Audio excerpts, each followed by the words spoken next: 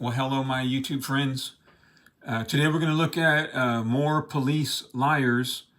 But before we do, we're going to look at California Penal Code Section 148G, and we're going to look at lying by omission. Okay, now 148G, every cop should know this. Okay, it's not difficult.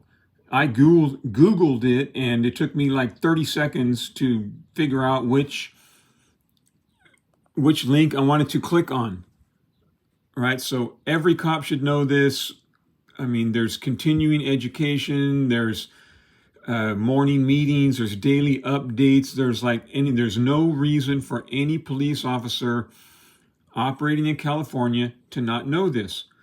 I mean, you can Southern S House, California Law Group, Criminal Defense. Okay, let's right here.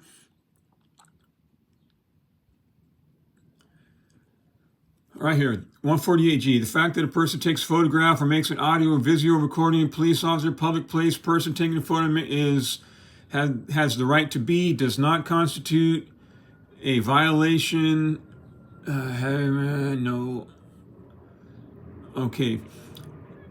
In and of itself, a violation of something does not constitute reasonable suspicion to detain or probable cause to arrest. Okay, let's read that again. While the officer is in a public place or the person taking the photograph or making the recording is in a place he or she has the right to be, so taking the photograph, filming cops, does not constitute in and of itself a violation of subdivision A, nor does it constitute reasonable suspicion to detain or probable cause to arrest. Okay, it took me like 30 seconds to figure that out. There's no reason for any police officer not to know this.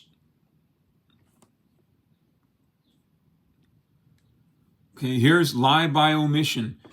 I mean, you can just Google everything these days and look it up. It only takes like a few seconds. Right here, a conscience think.com or whatever that word is right there. Lying by omission is when a person leaves out important information or fails to correct a pre-existing misconception in order to hide the truth from others. Learn why people do it, how it harms their health, their emotions, credibility, and relationships, and how to deal with it. That's what I've been telling you people about liars, about lying as a matter of course, that lying is a sin. Sin is harmful. Sin is evil. When you embrace sin and you bring it into your life and into your heart, it is harmful. Okay, so this stuff is like, it's like so easy. Okay, now let's see how long it takes this woman for her first lie.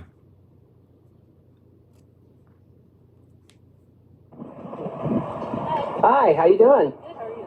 Great, thank you. So Juvenile Hall wanted to know why you're videotaping us over. Just gathering content for a little story I'm working on. Okay. For like school or something? Just I have a blog and such. Okay. Do you have ID on you? I prefer not to identify. Okay, I'd like to see it. You're required by law to get married. Actually, unless I've been... Right there, you're required by law to give me ID. So that's a lie. All right, hold on, let me fast forward. Right. I have the right to detain you, okay? And you're required to identify yourself. Well... You're not being charged with anything? Those are both incorrect. She does not have the right to detain, and he's not required to identify himself. Let me fast forward. Protected by the First Amendment is not a crime. No, but I have the right to detain you to figure out what's going on, okay? Okay. She does not have the right to detain him taking pictures of cops, and he's in front of a juvenile hall right here. There's cops inside. It's a police establishment, whatever you want to call it. He's on a public access right of way. He is where he has the legal right to be. He's allowed to take pictures. 148G says that doing so does not constitute reasonable suspicion to detain, nor does it constitute probable cause for arrest. So she's wrong. She's lying. Okay, let me fast forward. Okay, I left this part in because it's funny. I think this is funny. Listen to what the girl says. What's going on, okay? Okay. You're out here dressed in all BDUs. You got a video camera, 2 video cameras, okay? Okay. You're out here dressed in all BDUs.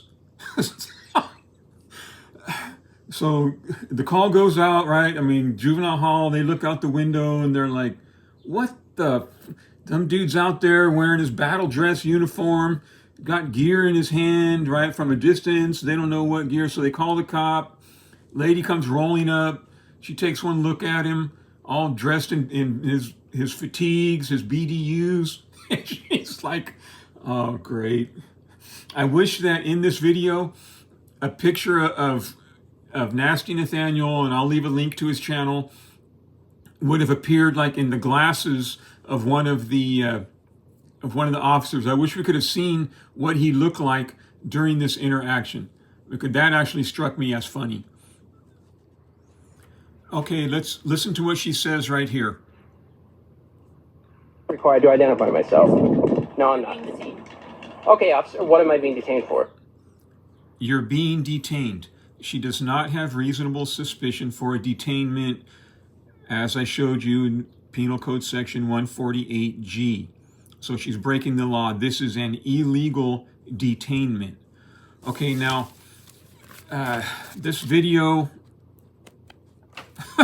I took notes, okay? So here's the timestamp of the video. It's from a different channel. It's not from Nasty Nathaniel. I will leave a link to Nasty Nathaniel, who originally uploaded it. Here's the BDU battle dress uniform comment. You'll believe me if there was a lie here. If there was a lie here, there was a lie here about reasonable suspicion. There was a lie here. I think illegal detainment and no right. So let's see what that one is about. Okay, hold on.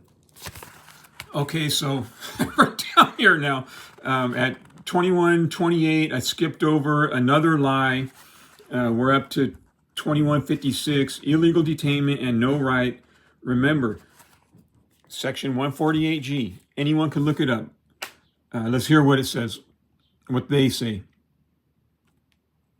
So we are detaining you to figure out whether or not you're doing this for malicious purposes or completely innocent purposes. And if it's for completely innocent purposes, that's totally fine. But we do have the right to identify you, okay? And if we ID you and everything's good to go, then you're fine. Okay, those are both wrong. She's either woefully ignorant, and ignorant does not mean stupid, it just means you don't know yet, or lying. Both of those are unacceptable. And I think the supervisor is going to say something next right here. Let's let it play for a second. The right to decline, because I know the law, I know my right. I'm not trying to be confrontational or anything, but unless you have reasonable suspicion that I've actually committed a crime, I'm not required So listen to the officer there. to identify myself. So the way a detention works. Okay, so the cop, the big guy right there, he's the sergeant, he's the experienced officer, he's the supervisor. Supervisors, like at least where I work, one of their job is to prevent mistakes. Is to help out the younger guys, teach them, train them, mentor them, help prevent mistakes to the process. Mistakes in any job can be costly, but the big cop doesn't do that. He just defers to this woman who is either purposely lying or woefully ignorant. Okay, that's not good. That's a lie of omission. Okay, hold on a second. Okay, at this point, I fast forwarded. I skipped over a bunch of cops explaining lies of omissions, half-truths, outright lies, police incompetence, unexcusable ignorance, to get to the final clip of this video. Listen to what he says, and then I'll address what he says. Bottom line is, the officer's right, and we do have a job to do, officer. Taxpayers pay us to do a job, and this is part of the job. Okay. Okay? So, all she's asking for identification of who we're talking to. She's not asking for too much. Okay. Okay? Okay, so bottom line, the officer's right. No, the officer is not right. You're the supervisor. You're supposed to know this. You're either incompetent or a liar, just an outright liar, or whatever your problem is. But you got, this dude right here is who I'm talking. You got a problem, dude. Okay, so the officer is like, no, she isn't. She's wrong. He says, we have a job to do. Okay, great. Can you do your job without trampling on citizens' rights? Can you do your job correctly? Can you study on your own time? Can you take more training courses? Can you learn the law? Okay, I'm sitting here on my kitchen table filming an iPad with an iPad. Okay, and I can tell you what the relevant statute is. This guy should know that, but he doesn't. So we have a job to do. Okay, can you do it correctly without violating people's rights? And then he says, we're only asking for ID. We're not asking for too much. Well, to my audience, I ask, how many of your rights being destroyed are too much? Okay, how much of surrendering your rights is too much? How much loss of liberty is too much? Okay, how warm does the water have to be before it's too warm? Is the water boiling yet? Okay, so he's telling us, well, we're not asking too much. Well, maybe in his opinion. Okay, so liars, man. Okay, now for the verse of the day, we're going to go to the book of, let me zoom back out. We're going to go to the book of Revelation, if I can find it. Here it is. Got my trusty bookmark. Okay, Revelation. Hold on, let me fix this view. Hold on. Okay, so here's the verse of the day.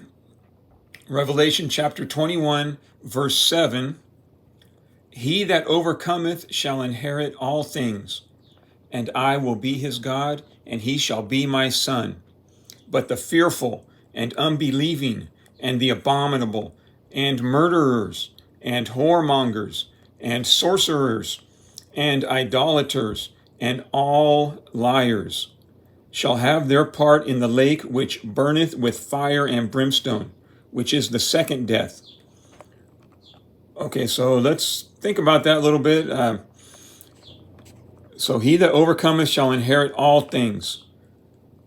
But the fearful, okay, so the fearful they're not part of the people that overcometh. The fearful, unbelieving, the abominable. So if you participate and do things that the Bible says are abominations, then presumably you are abominable. Murderers, whoremongers, sorcerers, idolaters, and all liars. So that's who you're grouped in with. Unbelieving, abominable, murderers, whoremongers, sorcerers, idol worshipers, liars. They're all one big group. They all shall have their part in the lake which burneth with fire and brimstone, which is the second death. The first death is when we die here on earth, and then we will be resurrected, stand before the judgment seat of Christ. Christ will check and see if our name is written in the book of life. All right, my friends, you have a good day.